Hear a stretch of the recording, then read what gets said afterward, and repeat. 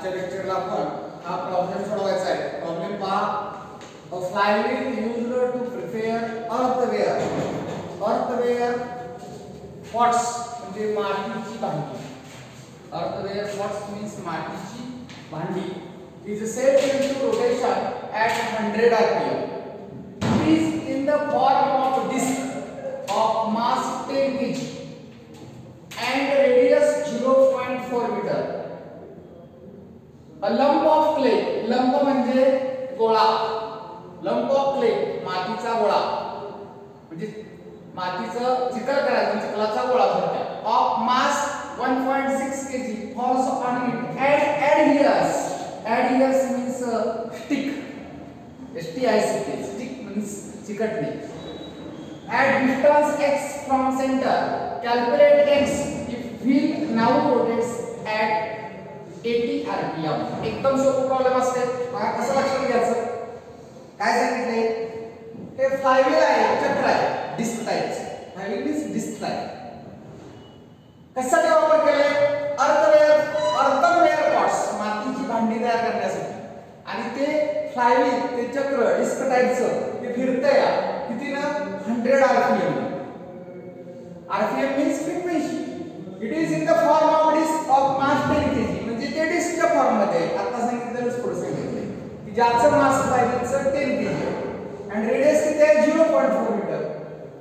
A lump of clay चिखलाचा गोळा थोडक्यात. लंप मीन्स गोळा चिखलाचा ज्याचं मास 1.6 kg आहे त्या फ्लायव्हीलवर त्या चक्रावर पडला आणि त्या चक्राला चिकटला. adheres means stick चिकटणे. at distance x from center त्या चक्राच्या फ्लायव्हीलच्या डिस्क टाइपच्या डिस्क पासून किती अंतरावर चिकटला? x अंतरावर. कॅल्क्युलेट x तो गोळा मातीच्या देवावर पडल्यानंतर व्हील रोटेट्स. आता फ्रिक्वेन्सी काय होणार? समजा एखादा व्हील रोटेट होते आणि त्याच्यावर काय वजन पडलं तर त्याची फ्रिक्वेन्सी कमी होईल का जास्त होईल? फ्रिक्वेन्सी कमी होईल. त्यामुळे वजन वाढलं त्यावरचं ना तर फिरायची गती कमी होईल. किती कमी झाली बघा? 100 ची 80 झाली. मग ती किती गोळा तो गोळा किती अंतरावर चिकटला? कुठून? सेंटर पासून. कुणाच्या? फ्लायव्हीलच्या. काढायचा आपल्याला. ध्यानात ठेवा principle of conservation of angular momentum जे शिकलो त्याच्यावर प्रॉब्लेम्स महत्त्वाचे आहे. त्याचबरोबर ती थिअरी सुद्धा महत्त्वाची आहे. कुठली theory? State and proof principle of conservation of angular momentum. मग ही थिअरी जशी डेरिव्हेशन जसं महत्त्वाचं आहे तसंच त्यावरची examples conservation of angular momentum वर जास्त प्रमाणात असतात. आता हे एक्झाम्पल त्यात पुसते. मग त्या principle of conservation of angular momentum मध्ये आपण एक शिकलोय बघा. ते प्रिन्सिपल कसं ध्यानात ठेवायचं? I omega equal to constant. Angular momentum constant. Angular momentum L equal to constant. L म्हणजे I omega equal to constant. Product equal to constant. That is I1 omega 1 equal to I2 omega 2. हा result हेच principle आहे conservation of angular momentum. म्हणजे initial angular momentum equal to final angular momentum. थोडक्यात theorem आहे. हे mathematical अर्थ काय? Initial angular momentum equal to final angular momentum. Angular momentum is conserved external, that is resultant external torque acting on the body is 0. मग आता आपल्याला हा problem सोडवायचा आहे. हा फॉर्म्युला वापरायचा आहे. डाटा दिलेला आहे तो कसा आपण कॅल्क्युलेट करू शकतो बघा. ऍक्च्युअली डाटाला मार्क्स नसतात परीक्षेत पण डाटा आपण एक्झाम्पल सोडवण्यासाठी उपयोगी पडावं. जरा एक्झाम्पल सोडवण्यासाठी आपल्याला समजावं सोडवताना यासाठी आपण डाटा लिहू. बघा at 100 rpm that is frequency f1 or n1 you can say. इथे 100 rpm पण ते rpm मध्ये आपल्याला चालतं का नाही? आपण कशात करायचं? rps 100 upon 60 magnetism, RPS that is hertz. 60 में का भाग लक्षात नसेल, हे RPM आहे, आपल्याला RPS पाहिजे. परत काय दिले बघा, mass of disk किती दिले, it is in the form of disk of mass 10 kg.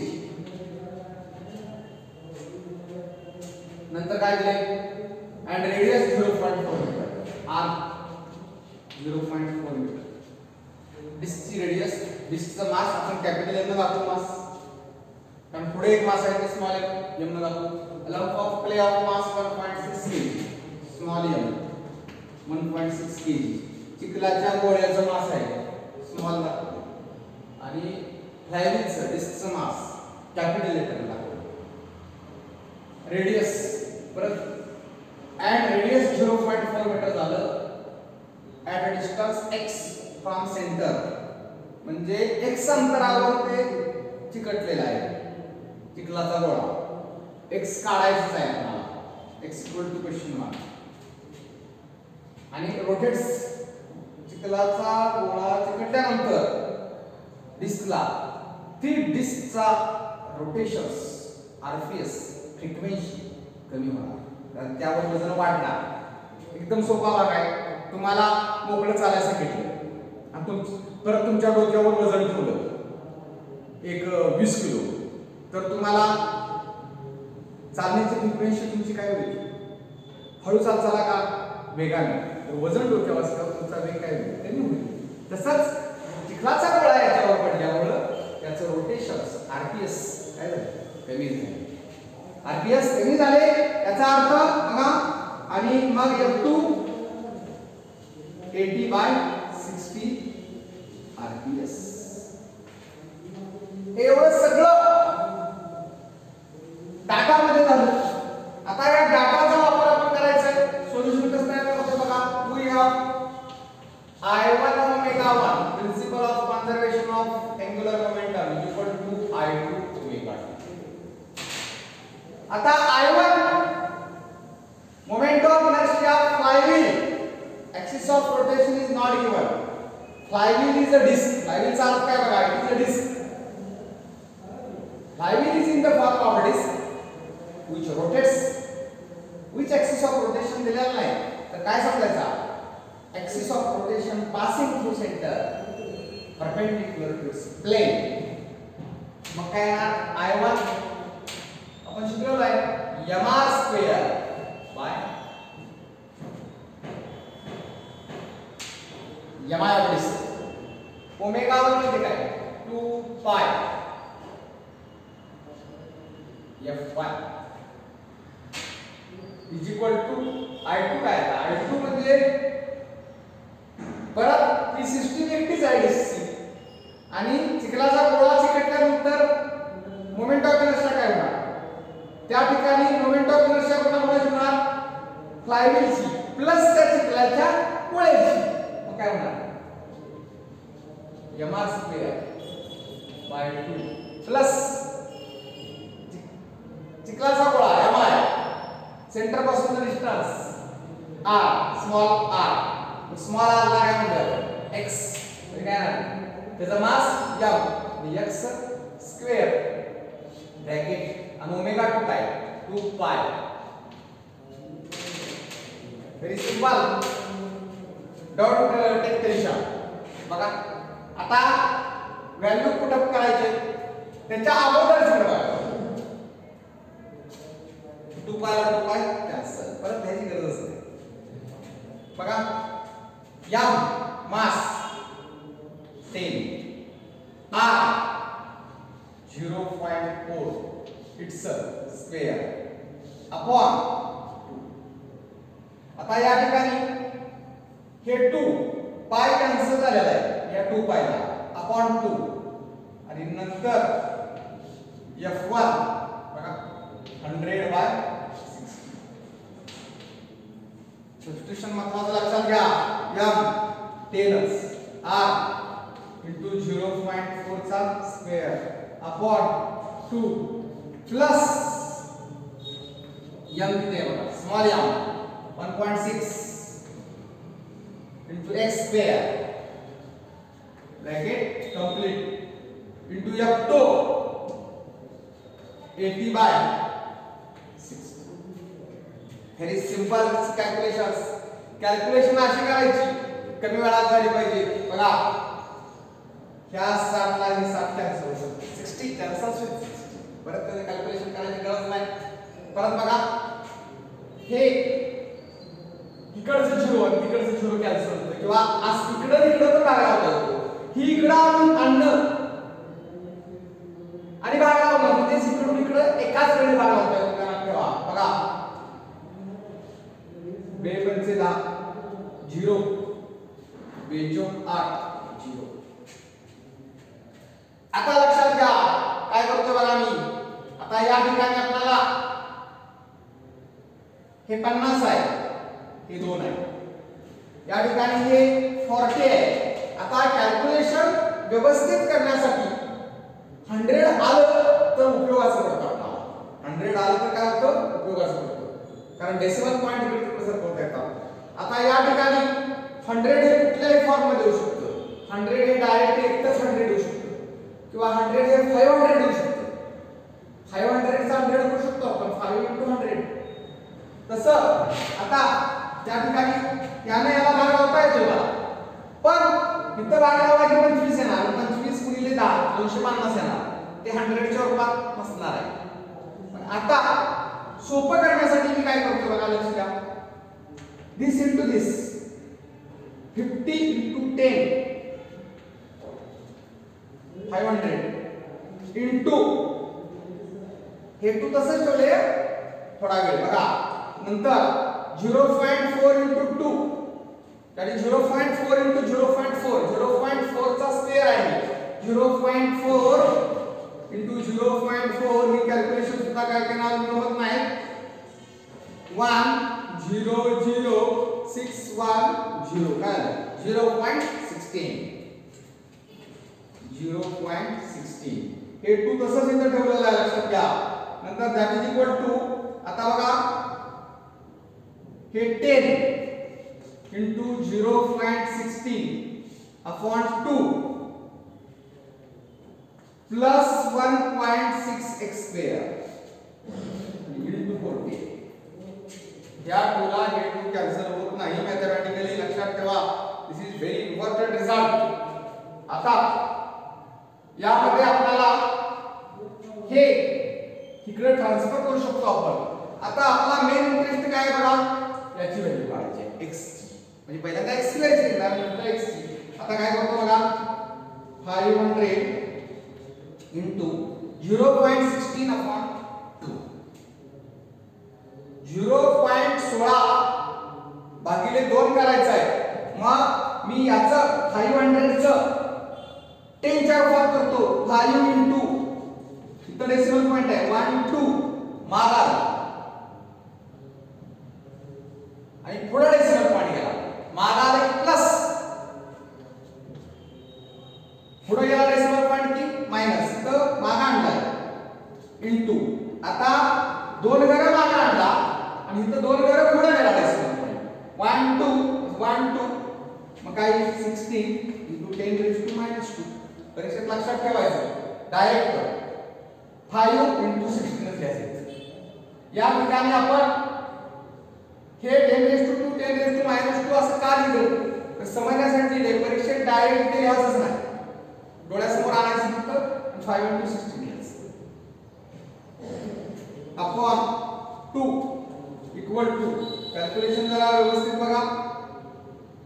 हे 10 × 16 × 10⁻² upon 2 plus 1.6x² into. आता काय करतोय बघा हे कॅल्क्युलेशन व्यवस्थित होण्यासाठी हे 2 तर 8216 करू शकतो. लक्षात येते का बघा कॅल्क्युलेशन किती सोपं होतं बघा.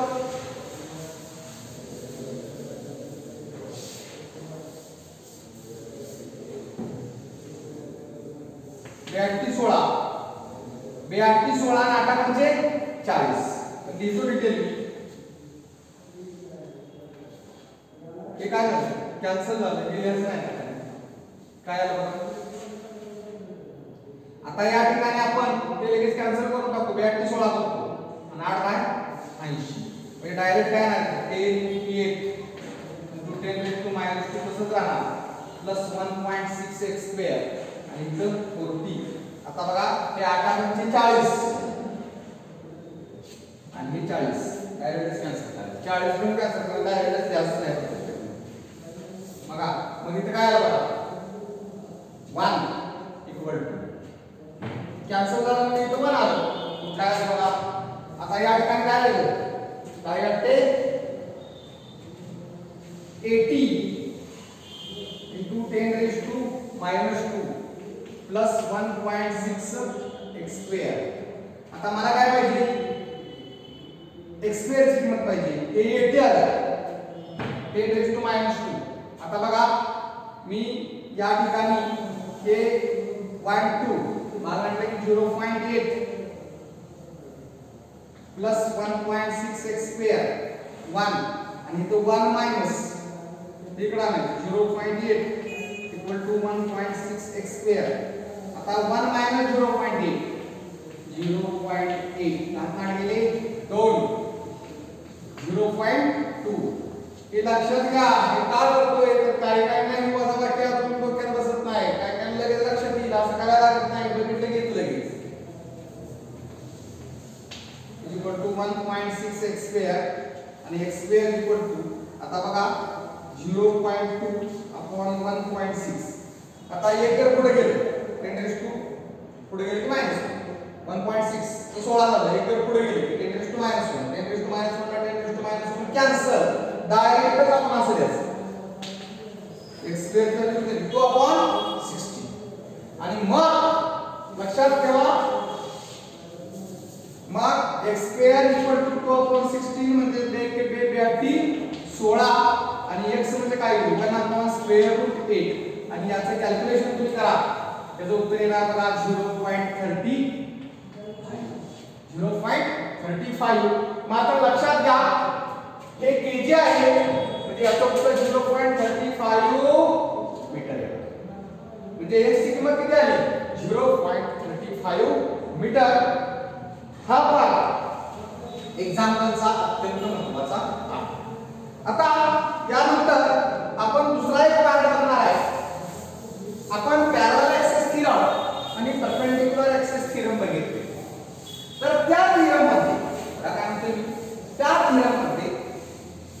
त्या थेरमचं ऍप्लिकेशन करून काही रिझल्ट मिळवता येतात आणि आपल्या टेक्स्टबुक मध्ये काही फॉर्म्युले डायरेक्ट दिले ते आपल्याला प्रूव्ह करायचे नाही.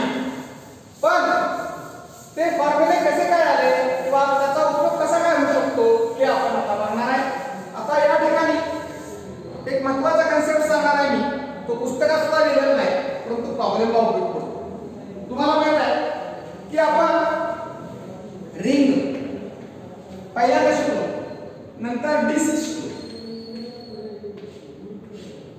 मग the mi of ring about an axis passing through its center and perpendicular to its plane. समजा ही रिंग आहे आणि डिस्क आपण अशी दाखवली हे फक्त इथं असं करतो. याची रेडियस r रिंगची mi ह्या ऍक्सिस ऑफ रोटेशनच्या अबाउट काय असते आपण शिकलो होतो IC what was studied yama आणि डिस्कच्या बाबतीत काय शिकलो बघा IC equal to yama square by आता ह्या रिंगची yama अबाउट डायमीटर काय असू शकते तर आपण दोन थेरम शिकलोय. कुठलं बघा या कन्सेप्ट हा सांगतोय पुस्तकात दिलेला नाही मला अत्यंत महत्त्वाचा आहे एक्झाम्पलच्या दृष्टीने. बघा पॅरलल ऍक्सिस थेरम शिकलो आपण I0 IC mx² आणि परपेंडिक्युलर ऍक्सिस शिकलो IZ IX I. आता मला mi अबाउट डायमीटर पाहिजे. Axis of rotation is a diameter of ring. त्यावेळेला ही फिगर कशी तयार होऊ शकते बघा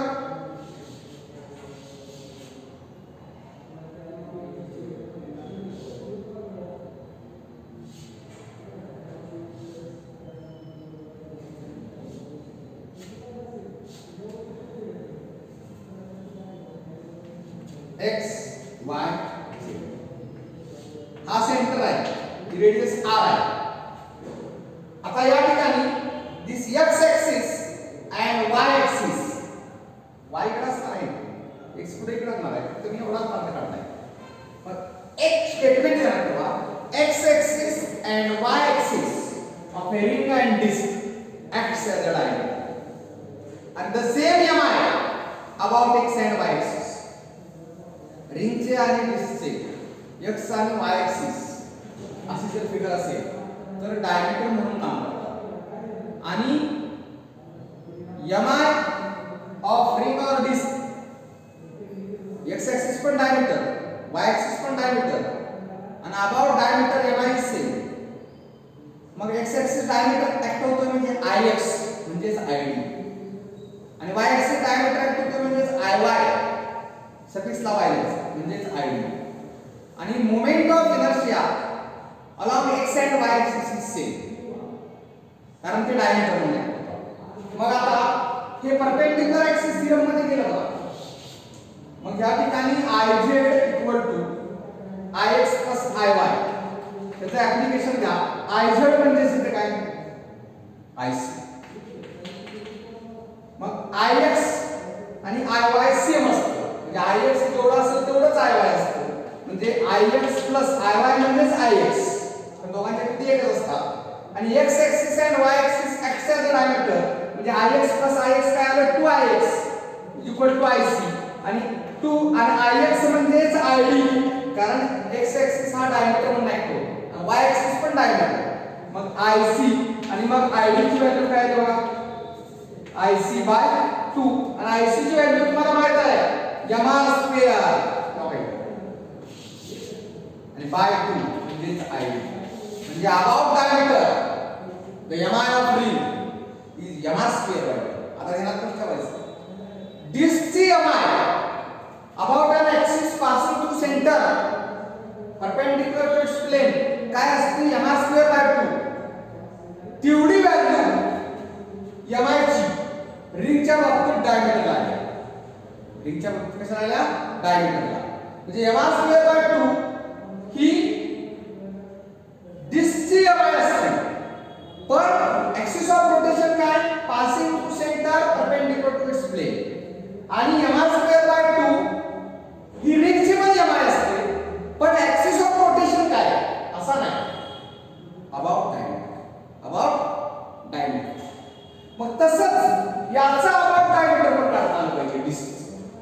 मग फॉर्म्युला पाठ काय केला पाहिजे बघा, रिंगच्या बाबतीत Ic m², Id काय आलं m²/2. तसंच आता डिस्कच्या बाबतीत बघा कसं आहे, Ic किती आहे m²/2, आणि आता Id अबाउट डायमीटर मागायसारखी जर फिगर तयार केली तर समजा या ठिकाणी x y परत परपेंडिक्युलर ऍक्सिस थिअरम लागू पडतो, आणि मग काय तयार होईल बघा, डायरेक्ट ध्यानात ठेवा Id डिस्कच्या बाबतीत जसं रिंगच्या बाबतीत आलं तसं काय ना Ic काय सकस /2. Ic काय आहे m²/2 म्हणजे m²/4. मग इथं Id काय आहे ना m²/4. लक्षात ठेवा कसा बदल होते, फॉर्म्युले पाठ पाहिजे काय. आता दुसरा एक कन्सेप्ट आहे, एक्झाम्पल पुस्तकात दिलेलं नाही सगळं काय सुद्धा, परंतु हे आल्याशिवाय प्रॉब्लेम सॉल्व्ह होतो. मग बोर्डाचा असू दे, सीईटी असू दे, तर जेई किंवा नीटचं असू दे. आता बघा mi of ring about and tangent perpendicular to its plane, हा tangent म्हणायचा about and tangent perpendicular to its plane, हा tangent म्हणायचा about and tangent perpendicular to its plane. आणि दुसरा एक शब्द आहे tangent in its plane, त्याचा अर्थ वेगळा आहे. tangent perpendicular to its plane म्हटलं तर इथं त्याच्या about mi माहिती आहे, त्याच्या about mi काढायचे. ऍक्सिस कसे आले पॅरलल, म्हणजे कुठलं थिअरम पॅरलल ऍक्सिस थिअरम. मग parallel axis theorem tangent perpendicular to its plane parallel axis theorem बघा हे आहे कसं करून दाखवतो तुम्हाला काय parallel axis theorem I0 equal to IC plus MS square मग IC किती आहे बघा IC म्हणजेच दिस मग काय येणार IC रिंगच्या बाबतीत mr स्क्वेअर प्लस m आणि h म्हणजे हे डिस्टन्स किती आहे r mr स्क्वेअर म्हणजे उत्तर काय आलं 2mr स्क्वेअर ठीक आहे about tangent perpendicular to its plane म्हणजे about tangent perpendicular to its plane IOT काय येणार 2mr स्क्वेअर हे कुणाचं झालं रिंगचं आता डिस्कचं तसंच कसं येईल about tangent perpendicular to its plane same formula फक्त IC डिस्क काय असतं बघा mr स्क्वेअर बाय 2 आणि mr स्क्वेअर बाय 2 आणि हे mr स्क्वेअर म्हणजे काय आलं बघा 3mr स्क्वेअर बाय 2 म्हणजे उत्तर काय येईल IOT 3mr स्क्वेअर बाय 2 आणि टॅन्जंट युनिट्स प्लेन म्हणलं की फिगर कशी येते बघा हा टॅन्जंट असा येणार नाही हा टॅन्जंट कसा येणार बघा टॅन्जंट युनिट्स प्लेन आणि tangent perpendicular to its plane असं आणि टॅन्जंट युनिट्स प्लेन कसा येणार बघा असा पण तो टॅन्जंट युनिट्स प्लेन आणि ही काय आहे इथे कुठला ऍक्सिस थेरम बसते पॅरलल ऍक्सिस थेरम मग इथे किती r ही माहित आहे हे म्हणजे काय डायमीटर x ऍक्सिस ना इथे पण पॅरलल ऍक्सिस थेरम मग काय येणार बघा रिंगचं I0 हा ऍक्सिस ऑफ रोटेशन IC म्हणजे काय येणार आता IC म्हणजे आता हे नाम आहे तुम्ही म्हणणार हे पासिंग थ्रू सेंटर हे पण पासिंग थ्रू सेंटर ना पण हा काय आहे डायमीटर आहे हे म्हणजे काय axis of rotation perpendicular to its plane तो नको आहे आता हा डायमीटरचा अभाव म्हणजे काय I0 म्हणजेच IC आणि IC म्हणजेच ID प्लस mh स्क्वेअर आणि ID रिंगचं किती आहे mr square by 2 plus mh square mr square म्हणजे काय आलं बघा 3 by 2 mr square 3 by 2 mr square मग इथं IOT डॅश काय ना 3 बाय 2 mr स्क्वेअर मग डिस्क काय आहे डिस्कचा तर आयडी डिस्कचा अगोदरच माहित आहे इथे काय आहे mr स्क्वेअर बाय 4 मग काय ना 5 mr स्क्वेअर बाय 4 इथे काय ना IOT dash 5 mr square bye 4 यावेळी टॅन्जंट कसा असणार डिस्कचा असा असणार आणि हा याला काय म्हणायचं लाईन अशा पद्धतीनं ह्या MI झाल्या परत दुसरी एक MI पाठ पाहिजे याच्या बऱ्याच आहेत मी तुम्हाला त्या नोट्स मध्ये देणार आहे त्या डायरेक्ट पाठ करून ठेवायचे आहेत पण ऍप्लिकेशन कसं केलं कळलं पाहिजे moment of inertia of A sphere about and diameter sphere असतो आणि अबाउट अँड डायमीटर त्या वेळेला पासिंग थ्रू सेंटर IC काय असतं 2/5 प्रूफ करायचं नाही mr स्क्वेअर कसं आलं प्रूफ करायचं नाही परत दुसरे एक आहे MI of rod about an axis of rotation passing through its center and perpendicular to its length काय उत्तर आहे IC equal to ml square by 12 अशा अनेक MI आहेत त्या आपल्याला डिस्कस करायचे आहेत याच्यानंतर तुम्हाला नोट्स मध्ये सगळ्या बॉडीज आणि त्याची MI पाठ करायला कशी करायची ते सांगतो आणि नंतर आपण पुढच्या लेक्चरला त्याच्यावर प्रॉब्लेम घेऊ थँक्यू